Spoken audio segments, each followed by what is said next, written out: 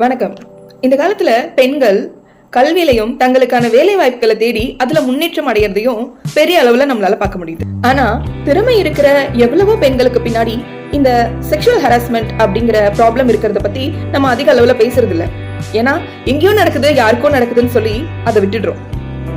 இதுக்கு எத்தனையோ காரணங்கள் இருக்கலாம். ஆனா திறமை இருக்க ஒரு பெண்ணுக்கு அவளோட உரிமை பறிக்கப்படுற மாதிரி அவ படிக்கிறதுலயோ, அவளோட ஸ்போர்ட்ஸ்ல சாதிக்கிறதுலயோ, அவளோட வேலையில அவ பெரிய லெவல்ல போறதுக்கு இது தடையா இருக்கிறத ஏத்துக்க முடியாது இல்லையா?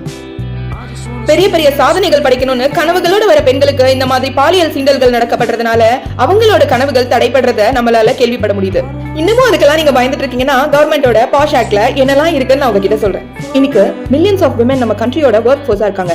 அப்படிப்பட்ட பெண்களுக்கு பாதுகாப்பு தரத்துக்காகவும் அவங்களுக்கு ஏற்படுற செக்ஷுவல் ஹசால்ட்டை எலிமினேட் பண்றதுக்காகவும் நம்ம கவர்மெண்ட்ல பிரிவென்ஷன், ப்ராஹிபிஷன் அண்ட் ரீட்ரெஸ்னு பெண்கள் பாதுகாப்புக்காக கவசமா இருக்கிற விஷயங்களை பத்தி உங்களுக்கு தெரியுமா? Convention on the elimination of all forms of discrimination against women, CEDAW. POSH ஆக்டோட ஒரு பார்ட் தாங்க இது.